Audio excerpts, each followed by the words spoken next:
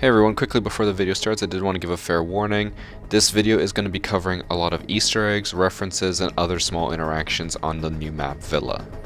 However, a lot of this stuff has already been covered by other channels and other videos, so chances are you've probably already seen everything I'm going to cover in this video. So if you've already looked at a lot of other Easter eggs, then maybe this video is not for you. Just want to let you know and not waste your time. Anyways, enjoy the video. First Easter egg is the Lord Tachanka Easter egg found in the art studio on the southeast corner of the first floor. When you walk in, there's this block of cement or plaster, I don't even know what it is, but it's a big block, and if you hit it enough times, it will be destroyed and reveal a Lord Tachanka statue.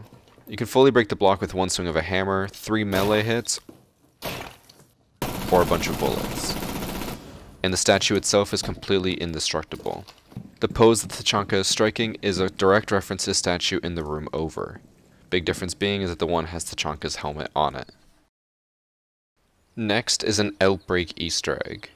So if you're on attack and you spawn on the south side of the map in ruins, you'll spawn right next to a well that's boarded up with a few pieces of wood. If you shoot the wood on the well, you can hear some faint screaming or some monster sounds.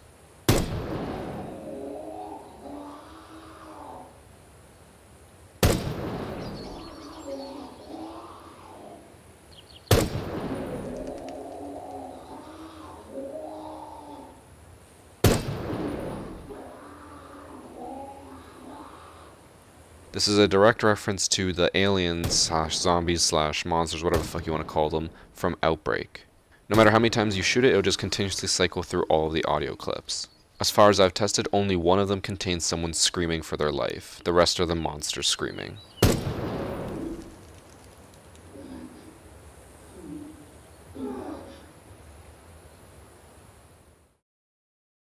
Now we have another interesting interaction. This is another one that me and Patrick found while we were running around the map, is that if you go down into the wine cellar, you can open up the giant wine casket things, the huge ones. All you have to do is either impact it, shotgun it, or C4 it, and you can see right into them.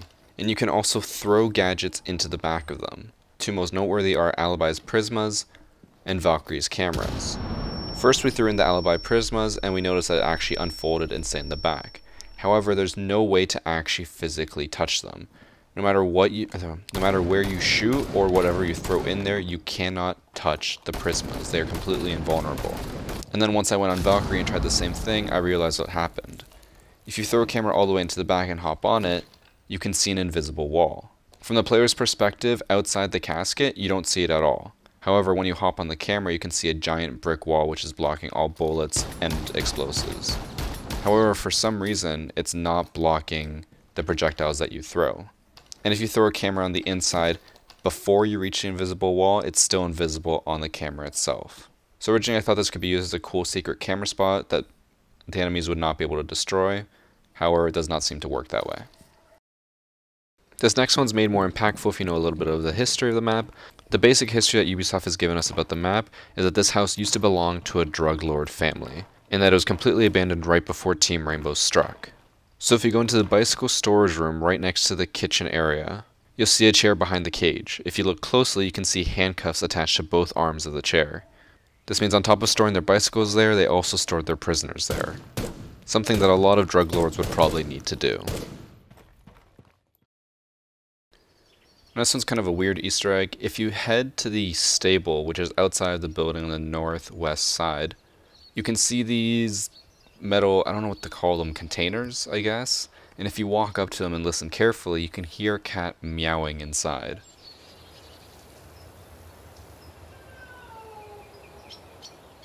I don't understand why this is a thing, but it's pretty weird and kind of fucked up. Next we have a bunch of Assassin's Creed references. I'm going to put them all back to back so you can see them all in one go. First, we just straight up have the Assassin's Creed logo. It's plastered all over the map. You can see it on the black trucks outside the building, as a giant seal on the floor at the front entrance, on the fountain outside the building, and on all of the wine caskets downstairs in the wine cellar.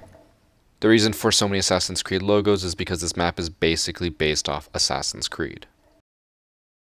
And next for Assassin's Creed we have Ezio himself. If you spawn on the northwest corner of the map, you can look out into the distance and see what I believe is Venice. And if you scan the horizon and then look at the tallest tower, you can see a little figure standing at the top, and that's Ezio. Unfortunately, nothing happens if you shoot him, he's just a standstill figure. And also, sadly, he does not show up on Glaz's thermal scope.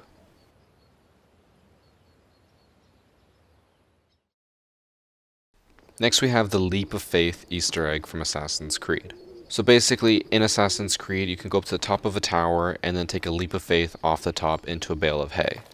Every time the player does it, they'll hear an eagle screech in the background. So when you climb up top the southwest tower on Villa, and you shoot the hay bale at the bottom, you'll hear an eagle screech.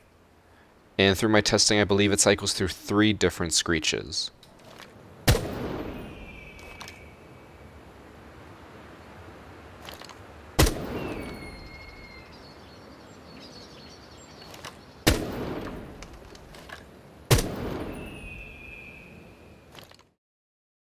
And another Assassin's Creed Easter egg, this one's a little bit of a weaker one, is the footholds on the tower on the southwest corner of the map.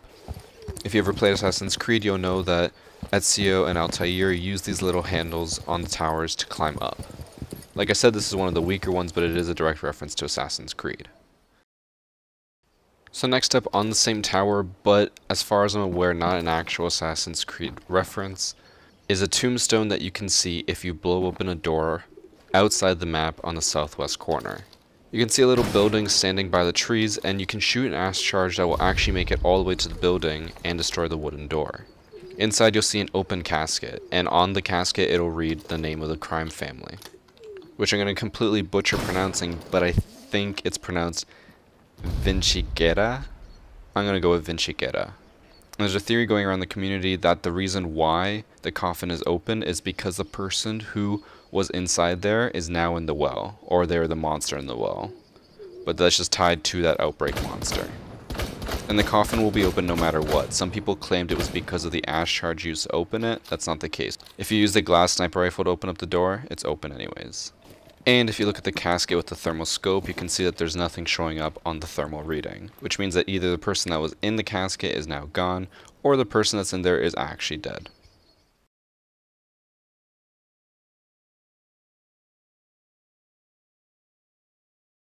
There's another, I want to say it's an Easter egg, but it feels way too weak to be one, is there is a bird's nest right above the tomb that I just showed you. There's also 5 others scattered around the map, and I thought it would be cool to give this as kind of like homework for you guys to find. However, if you're too lazy and don't want to find them, there's a link to the Reddit post down below that shows photos of all the locations. But these nests are scattered around the map, and you can shoot the egg and it'll get destroyed, and that's pretty much it. I believe it's supposed to be a reference to Assassin's Creed with the eagle's nest, but it seems kind of weak. And here we have a reference to one of the games Ubisoft published way back in 2010. This little 3D map located in the aviator room with a bunch of models on it is apparently a reference to the game, I don't know if it's pronounced Ruse or R-U-S-E, but it's a game that was published by Ubisoft back in 2010 and has since been removed from the Steam market. The reason why it was removed from the Steam market is because they had a lot of licenses with military gear in the game and all of those expired.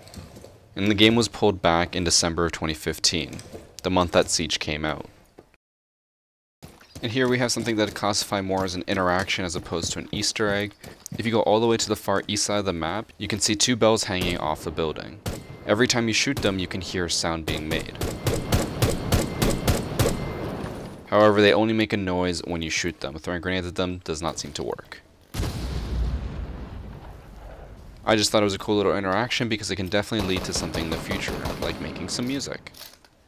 Alright, let's try to play Jingle Bells. I'll do the left bell, you do the right bell. Okay? Okay. That was the first part. You're supposed to do the next part. Okay, starting over. Okay.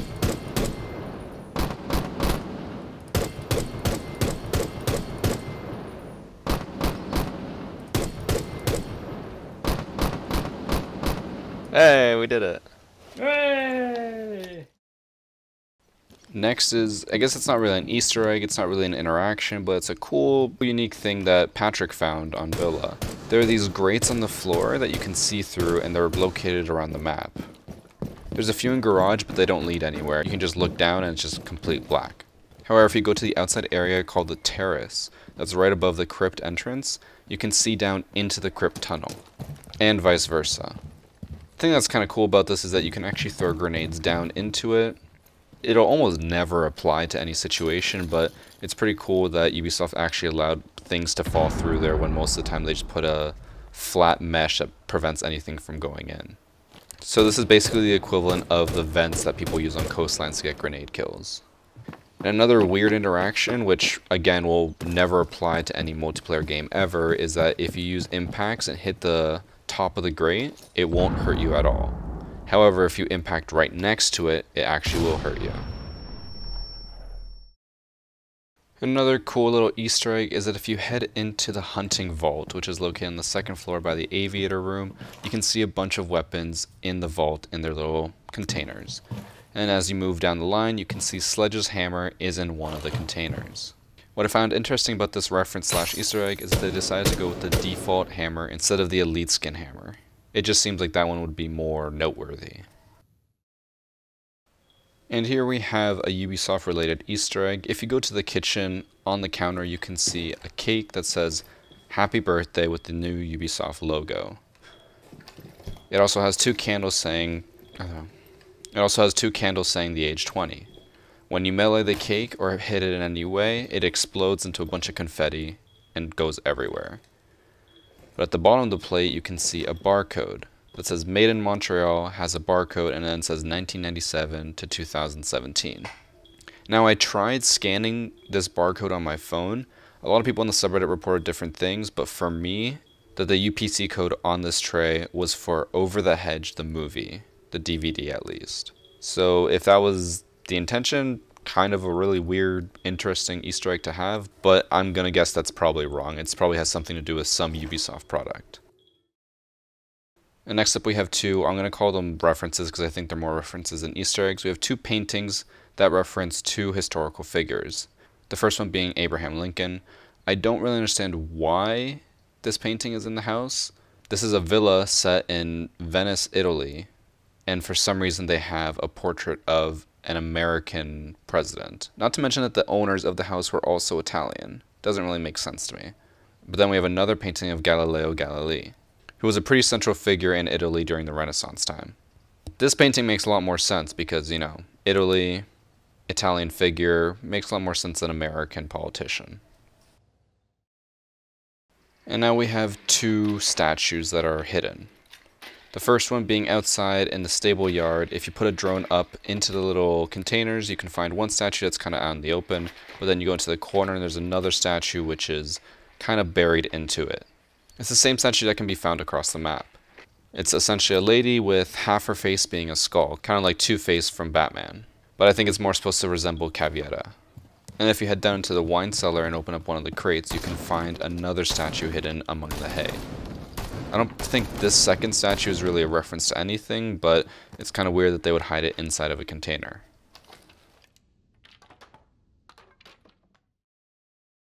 And then lastly, we have the best Easter egg of all. On every other map in this game, if there's a pool table with pool balls on it, you can shoot them and make the balls move around. You can basically play pool by using your gun. However, that's not the case on this map. If you head up into the bar area where there's a pool table, you can shoot the balls all you want, they're not moving. You can melee them and they'll somewhat move, but it has a very small impact. However, if you put your drone on the table, you can move the balls around all you want, which basically means that Ubisoft introduced Rocket League into Siege. Imagine having 4 drones on the pool table and trying to push around one ball. Ubisoft basically gave us a game as an Easter egg, and I think that's the best Easter egg of all. And that is it for all the Easter eggs, references, and interactions in the Villa map. A big thanks to a lot of people on the subreddit. Like I said, there's a link down below to a mega thread that shows all of the Easter eggs that I talked about. Some of these I did find on my own, but a lot of them I did find through the subreddit.